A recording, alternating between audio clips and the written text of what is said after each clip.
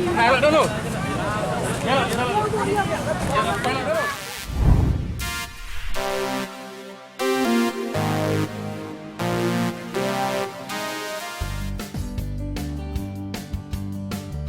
Sempat viral menyuruh anak kecil mengemis dan menyiksanya gara-gara setoran kurang, seorang wanita parubaya bernama Suryani, 46 tahun, diamankan anggota unit PPA Satreskrim Polrestabes Palembang. Dari pengakuannya terungkap, bocah perempuan berinisial TK yang berusia 8 tahun tersebut adalah cucunya sendiri. Wanita berperawakan kecil tersebut diamankan di Jalan Jenderal Sudirman, persisnya di Simpang Lampu Merah Rumah Sakit Caritas Palembang pada Rabu 28 April 2021, beberapa saat setelah videonya viral di media sosial Instagram.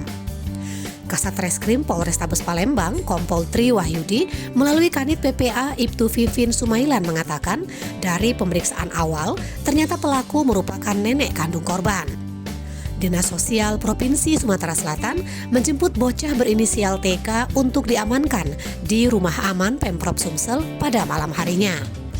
Kepada polisi, Suryani mengaku dirinya baru 1 minggu menyuruh cucunya mengemis di Simpang Lampu Merah Rumah Sakit Caritas. Sedangkan menurut pengakuan TK, setiap hari dirinya harus menyetor uang sekitar Rp30.000 kepada neneknya tersebut. Jika setoran kurang, maka dia akan dipukul dan dijambak. Akibat dari perbuatannya, pelaku terancam hukuman 10 tahun penjara.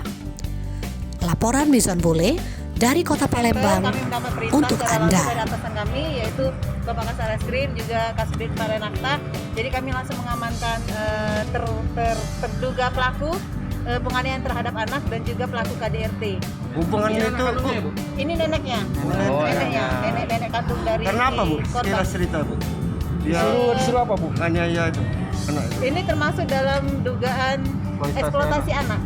Iya. Bu, kenapa sampai dia?